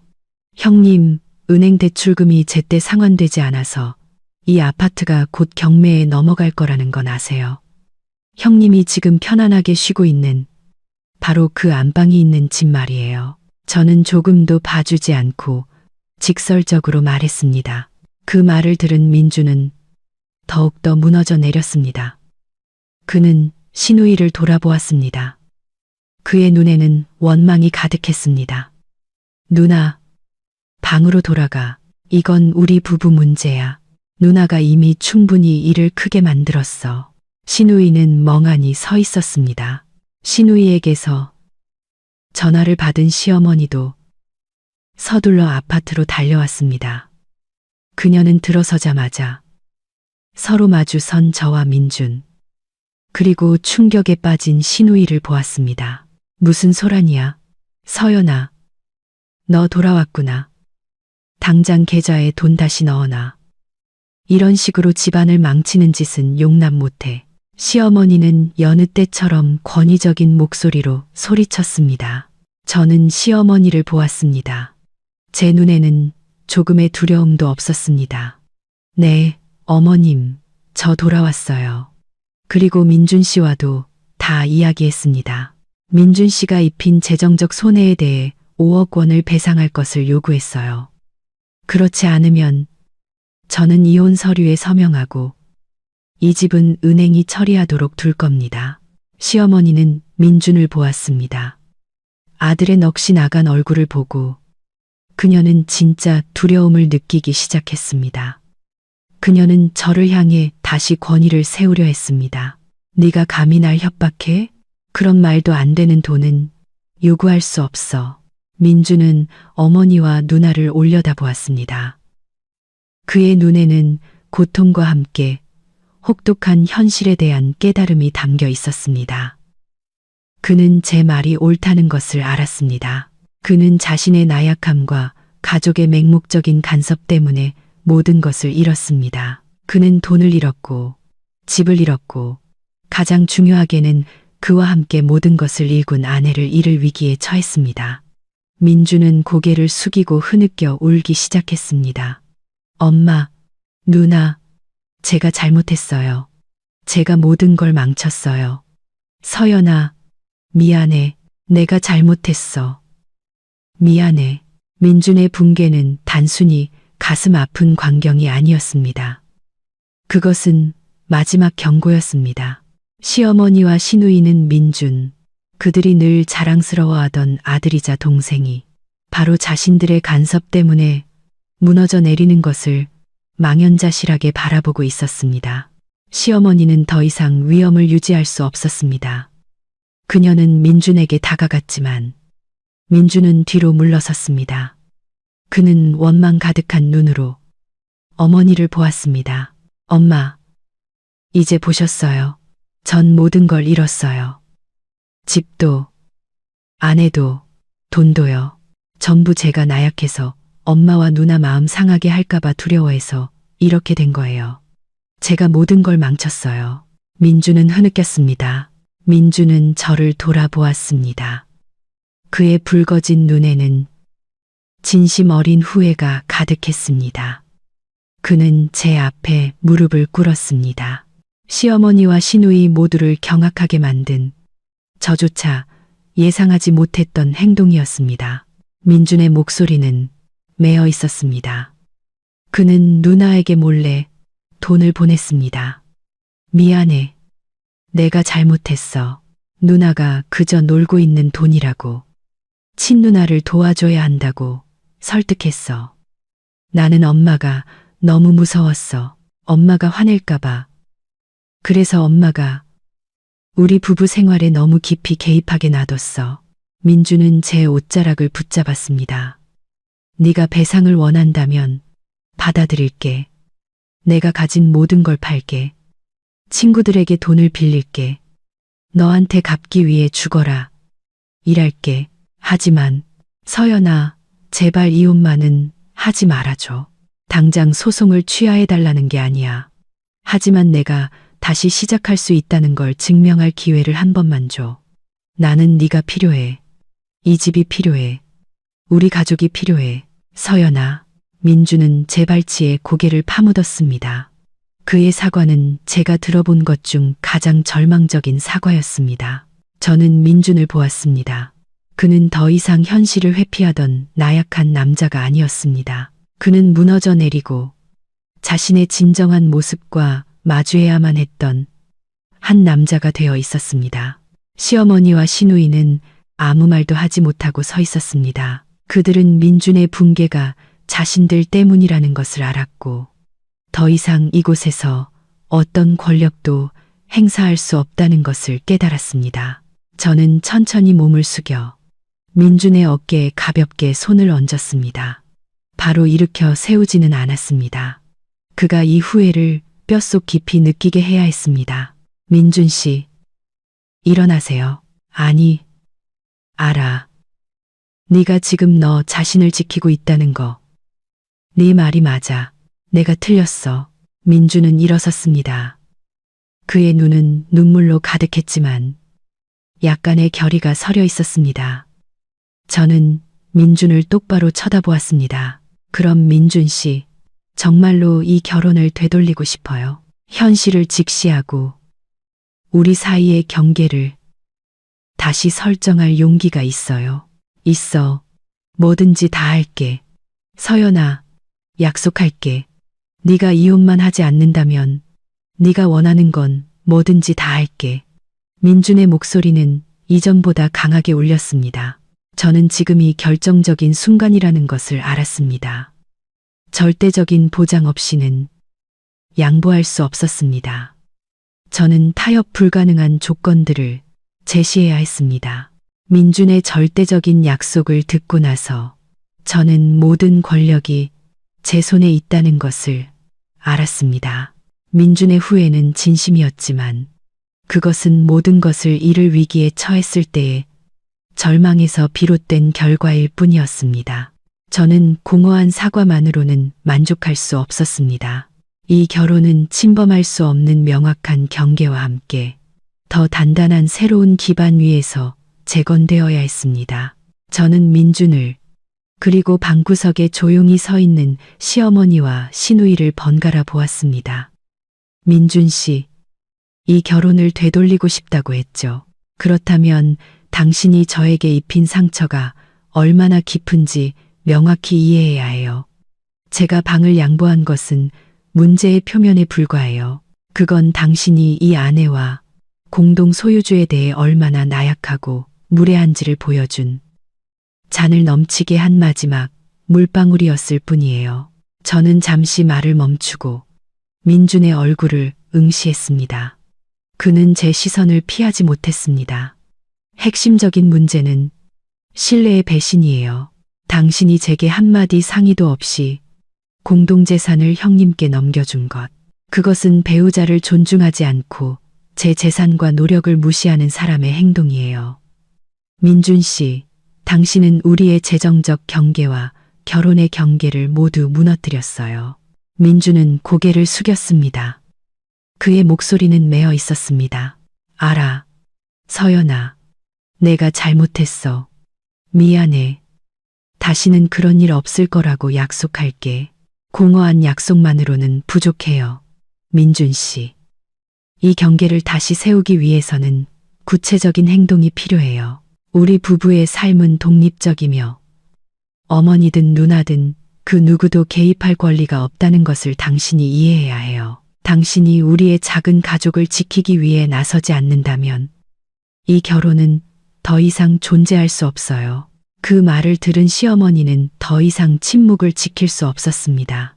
그녀는 한 걸음 앞으로 나서며 말했습니다. 서연아, 너 지금 무슨 말을 하는 거니? 나는 내 시어머니고 민희는 내 시누이야. 혈육의 정을 어떻게 끊으려고 해? 저는 시어머니를 돌아보며 존중하지만 단호한 어조로 말했습니다. 어머님, 저는 가족 관계를 끊으려는 게 아니에요. 단지 경계를 설정하려는 것뿐이에요. 저는 어머님과 형님을 존중하지만 저와 민준 씨의 결혼 생활은 저희 두 사람의 것이에요. 어머님은 예전에 안방 하나 때문에 민준 씨에게 저와 이혼하라고 요구하셨어요. 먼저 이 결혼을 존중하지 않으신 건 어머님이세요. 그러니 제가 절대적인 경계를 다시 설정해달라고 요구할 권리가 있는 겁니다. 시누이도 불쾌한 표정으로 끼어들었습니다. 옳게. 그렇게 말하는 건 나랑 어머니를 동생 인생에서 내쫓겠다는 거나 마찬가지잖아. 나 임신 중인데 나한테 형님, 그건 형님의 문제예요. 저는 형님께 안방을 양보했어요. 하지만 그 양보가 더 큰 재정 위기와 신뢰의 위기를 불러왔어요. 저희 부부의 공동재산에 대해 저는 더 이상 형님께 지원하거나 형님이 저희 삶에 개입하게 둘 이유를 찾지 못하겠어요. 저는 시누이의 말을 단호하게 잘랐습니다. 저는 다시 민준을 보며 한마디 한마디 힘주어 말했습니다. 민준 씨, 이 경계라는 교훈 이제 배우셨나요? 당신의 나약함이 얼마나 큰 손실을 초래했는지 이제 명확히 이해하셨어요? 민준은 힘차게 고개를 끄덕였습니다. 이해했어, 서연아. 약속할게. 다시는 이 실수를 반복하지 않을 거야. 제발, 기회를 줘. 네가 원하는 조건이 뭐든 전부 다 받아들일게. 저는 민준을 똑바로 쳐다본 뒤 시어머니와 시누이를 힐끗 보았습니다. 제가 곧 제시할 조건들이 그들에게는 매우 가혹하겠지만 그것이 제가 이혼 소송을 취하할 유일한 조건이라는 것을 알았습니다. 민준 씨, 당신이 다음 두 가지 절대 타협, 불가능한 조건을 즉시 수락하고 실행한다면 이혼 소송 취하를 고려해 볼게요. 민준은 침을 삼켰습니다. 그의 눈에는 결의가 가득했습니다. 말해, 서연아, 전부 다 받아들일게. 저는 분노와 두려움이 뒤섞인 표정으로 서 있는 시어머니를 보았습니다. 첫 번째 조건, 시어머니와 시누이는 즉시 우리 집에서 나가셔야 합니다. 제 말이 끝나자마자 시어머니는 격렬하게 반발했습니다. 뭐, 너 미쳤니? 내가 감히 시어머니랑 시누이를 집에서 내쫓아. 이 집은 내 아들 집이야. 시누이도 소리쳤습니다. 옳게. 너무하잖아. 나 임신 중인데 길바닥에 나 앉으라는 거야. 민주는 즉시 어머니와 누나를 돌아보았습니다. 그의 얼굴은 엄격했고 처음으로 절대적인 강인함을 보였습니다. 엄마, 누나, 제발 조용히 좀 해줘요. 두 사람이 이미 충분히 개입했어요. 이제 저희 부부가 알아서 해결하게 놔두세요. 저는 서연이의 이 조건을 받아들이겠습니다. 민주는 저를 다시 보며 고개를 끄덕였습니다. 첫 번째 조건 받아들일게, 서연아. 내가 엄마랑 누나한테 얘기해서 오늘 바로 나가시라고 할게. 저는 고개를 끄덕였습니다. 민준의 단호함은 제 결정에 대한 믿음을 더해 주었습니다. 저는 두 번째 조건을 이어갔습니다. 두 번째 조건, 민준 씨는 어머니, 시누이를 포함한 가족 그 누구도 우리 부부의 사생활, 재정, 그리고 결정에 개입하는 것을 절대 허용하지 않겠다고 약속해야 합니다. 만약 앞으로 아주 작은 개입이라도 발생할 경우 저는 즉시 이혼 절차를 다시 시작할 겁니다. 그리고 그때의 보상금은 5억에서 끝나지 않을 거예요. 민주는 조금도 망설이지 않았습니다. 그는 이것이 결혼을 구하기 위한 생존 조건이라는 것을 알았습니다. 이 조건이 없다면 모든 것이 반복될 것이라는 것을 알았습니다. 두 번째 조건도 받아들일게. 서연아, 약속해. 내가 직접 그 경계를 설정할게. 내가 우리 보금자리를 지킬게. 다시는 엄마랑 누나가 개입하게 두지 않을게. 내가 모든 걸 책임질게. 민주는 제 손을 잡았고 이번에는 저도 손을 빼지 않았습니다. 그렇다면 민준 씨, 행동으로 증명하세요. 당신의 단호함을 제게 보여주세요. 당신이 가장 먼저 해야 할 일은 지금 당장 어머님과 형님이 집에서 나가는 것을 돕는 겁니다. 민주는 시어머니와 시누이를 돌아보았습니다. 그의 얼굴은 단호하면서도 마음 아파 보였습니다. 엄마, 누나, 죄송하지만 전 결정했어요. 두 분은 지금 당장 제 집에서 나가주셔야 해요. 제가 큰 실수를 저질렀고 이 결혼과 이 집을 지키기 위해 서연이의 조건을 따라야만 해요. 시어머니는 이 현실을 받아들일 수 없었습니다. 그녀는 증오의 찬 눈으로 저를 쳐다보았지만 민준이 제 편에 섰기 때문에 아무것도 할 수 없었습니다. 민준아, 네가 감히 네 아내 때문에 이 엄마랑 네 누나를 내쫓아. 시어머니가 소리쳤습니다. 엄마, 내쫓는 게 아니에요. 그냥 경계를 다시 설정하는 거예요. 엄마가 이걸 받아들이지 않으시면 저와 서연이는 이혼할 거고 그럼 저와 엄마 모두 모든 걸 잃게 돼요. 엄마랑 누나, 짐 챙기세요. 제가 새로운 거처를 찾는 건 도와드릴게요. 시누이는 눈물로 민준의 마음을 흔들려고 했습니다. 민준아, 나 임신했어. 어떻게 그렇게까지 잔인할 수가 있어. 민준은 고개를 돌렸습니다. 그는 감정을 이용한 이런 말들에 너무나 지쳐 있었습니다. 누나, 내가 이미 충분히 해줬어. 누나는 내 돈을 가졌었고 내 아내의 안방에서 지냈어. 이제 나는 내 인생을 구해야 해. 엄마 집에 잠시가 있거나 다른 아파트를 구해. 미안해. 민준의 단호한 말은 모든 논쟁을 끝냈습니다. 시어머니와 시누이는 자신들이 처참하게 패배했다는 것을 알았습니다. 민준의 단호함은 제가 오랫동안 기다려온 행동이었습니다. 그는 저를, 이 결혼을, 그리고 가족의 간섭으로부터의 독립을 선택했습니다. 제가 최후 통첩을 보낸 지 몇 시간 만에 민주는 조건을 성실히 이행했습니다. 그는 피곤하지만 단호한 표정으로 직접 어머니와 누나의 짐을 싸는 것을 도왔습니다. 시어머니와 시누이는 침묵과 극도의 씁쓸함 속에서 떠났습니다. 시어머니는 제 얼굴은 쳐다보지도 않고 문을 나서기 전 실망 가득한 눈으로 민준을 한번 쏘아볼 뿐이었습니다. 임신한 몸으로 동정을 얻으려던 시누이의 노력도 민준을 흔들지 못했습니다. 그들은 짐과 함께 소리 없는 원망을 짊어지고 자신들이 마음대로 할 수 있다고 생각했던 아파트를 떠났습니다. 문이 닫힌 후 조용한 아파트에는 저와 민준만이 남았습니다. 안방은 다시 비워졌습니다. 민준은 저를 돌아보았습니다. 그의 눈에는 고마움과 후회가 가득했습니다. 서연아, 네가 요구한 대로 했어. 엄마랑 누나는 떠났어. 다시는 그 누구도 우리 부부 생활에 개입하게 두지 않겠다고 약속할게. 내가 이 경계를 지킬게.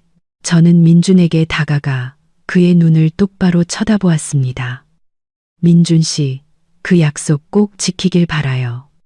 오늘 당신의 행동이 우리 결혼을 구했어요. 이혼 신청과 손해배상 요구는 잠시 보류할게요. 민준은 수톤에 짐을 내려놓은 듯 안도의 한숨을 내쉬었습니다. 고마워. 서연아, 정말 고마워. 민준 씨, 지금 가장 중요한 건 고맙다는 말이 아니에요. 우리는 당장 이 재정 위기를 해결해야 해요. 저는 휴대폰을 꺼내 전원을 꺼두었던 보조 계좌를 다시 확인했습니다. 은행의 알림을 계속 주시하고 있었습니다. 은행이 가장 강력한 조치를 취하기까지 몇 시간밖에 남지 않았다는 것을 알았습니다. 민준 씨, 은행 대출금이 너무 오래 연체됐어요. 제가 인출했던 3억 5천만 원을 제 개인 은행 계좌로 다시 이체할게요. 그리고 그 돈으로 이 아파트에 남은 주택담보대출 전액을 상환할 거예요. 더 이상 은행이 집을 압류할까봐 걱정하지 않아도 돼요. 민주는 놀랐습니다. 대출을 전부 갚겠다고. 하지만 왜 공동 계좌가 아니라 전부 다. 민준 씨, 이 사건 이후로 당신이 개입할 수 있는 통제 범위 안에 큰 돈을 두는 것에 대한 신뢰를 잃었어요. 제가 대출금을 전액 상환한다는 것은 이 아파트가 원래 서류대로 78%의 제 소유권이 완전히 확립되고 더 이상 부채에 얽매이지 않는다는 것을 의미해요. 법적으로 이것은 제 절대적인 소유권을 강화하는 동시에 당신의 무책임에 대한 재정적 처벌이기도 해요. 민주는 모든 조건을 받아들이며 고개를 끄덕였습니다. 알았어. 전부 다 받아들일게. 서연아, 네가 어떻게 하든 괜찮아. 우리가 이 집과 가족을 지킬 수만 있다면. 그 직후 저는 3억 5천만 원을 이체하여 은행 대출금을 완납했습니다. 은행의 거래 성공 알림이 울렸고 우리 아파트는 공식적으로 빚이 없어졌습니다. 저와 민주는 함께 안방을 청소하고 우리 개인 물품들을 다시 제자리로 옮겼습니다. 방은 다시 따뜻하고 익숙한 공간이 되었습니다. 우리 결혼은 유지되었지만 완전히 변했습니다. 민주는 더 이상 나약한 남편이 아니었고 그는 강제로 성장하고 단호해져야 했습니다. 저는 더 이상 양보하는 아내가 아니었고 게임의 규칙을 정하는 사람이 되었습니다. 이 집은 여전히 보금자리였지만 이제는 경계에 대한 절대적인 존중과 저의 권력이라는 더 단단한 기반 위에 세워졌습니다. 그날 밤 저와 민주는 거실에 나란히 앉았습니다. 민준이 제 손을 잡았습니다. 서연아, 날 버리지 않아줘서 고마워. 다시는 네가 이런 계산을 하게 만들지 않겠다고 약속할게. 오늘 이야기 끝까지 들어주셔서 진심으로 감사합니다. 다음 영상에서 또 뵙겠습니다.